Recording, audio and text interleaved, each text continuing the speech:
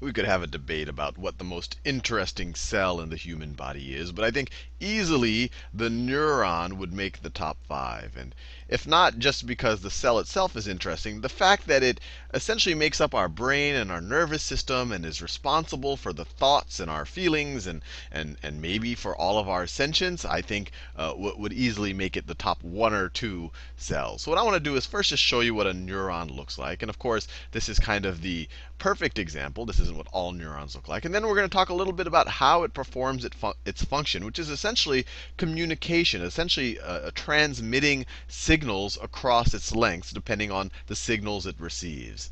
So if I were to draw a neuron, let me pick a better color. So let me draw. I'm going to make my brush size a little bit thinner. So let's say I have a neuron. It looks something like this. So in the middle you have your soma, and then from the soma, so let me draw the nucleus. Try my best. So this is a nucleus, just like any cell's nucleus.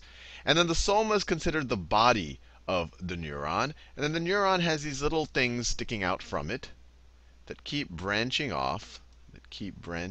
Maybe they look something like this. I don't want to spend too much time just drawing the neuron, but you've probably seen drawings like this before. And these branches off of the soma of the neuron, off of its body, these are called dendrites. Dendrites. And they can keep splitting off like that.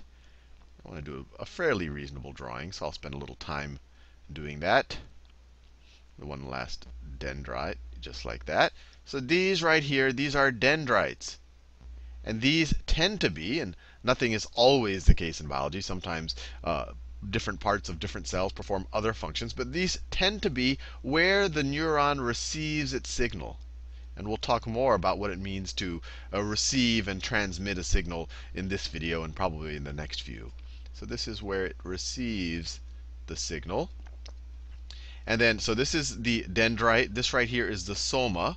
Soma means body. This is the body of the neuron. And then we have kind of a, you can almost view it as a tail of the neuron. It's called the axon.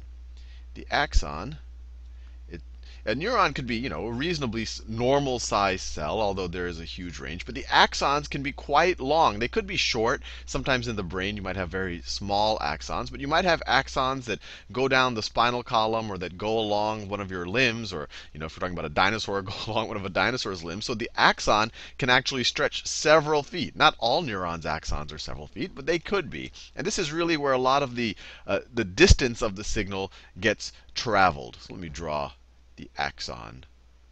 So the axon will look something like this. And at the end, it ends at the axon terminal, where it can connect to other dendrites or maybe to other types of tissue or muscle, if the point of this neuron is to tell a muscle to do something. So at the end of the axon, you have the axon terminal right there. Do my best to draw it. It's like that. Let me label it. So this is the axon. This is the axon terminal. And you'll sometimes hear the point at which the soma, or the body of the neuron, connects to the axon is often referred to as the axon hillock. Or maybe you can kind of view it as kind of a lump. It starts to form the axon. So it's the axon hillock. And then we're going to talk about, actually I think there's a C there. We're going to talk about how the impulses travel, and a huge part in what allows them to travel efficiently are these insulating cells around the axon. These insulating cells around the axon. We're going to talk about this in detail and how they actually work, but it's good just to have the anatomical structure first. So these are called Schwann cells. Schwann cells, and they make up the myelin sheath. So this covering, this insulation at different intervals around the axon, this is called the myelin sheath. So Schwann cells make up the myelin sheath. I'll do one more just like that. So I'll say Schwann cells or myelin sheath. And then these little spaces between the myelin sheath, just so we have all of the terminology from, so we know the entire anatomy of the neuron. These are called the nodes of Ranvier. Nodes of Ranvier. I guess they're named after Ranvier. Maybe he was the guy who looked and saw they have these little slots here where you don't have myelin sheets. So these are the nodes of Ranvier. So the general idea, as I mentioned, is that you get a signal here, and we're going to talk more about what the signal means. And then that signal gets actually the signals can be summed. So you might have one little signal right there, another signal right there, and then you'll have maybe a larger signal there and there. And that the combined effects of these signals get summed up, and they travel to the hillock. And if they're large enough, they're going to trigger an action potential on the axon, which will cause a signal to travel down the balance of the axon. And then over here, it might be connected via synapses to other dendrites or muscles. And we'll talk more about synapses. And those might help trigger other things. And so you're saying, well, what's triggering these things here? Well, this could be the terminal end of other neurons' axons, like in the brain.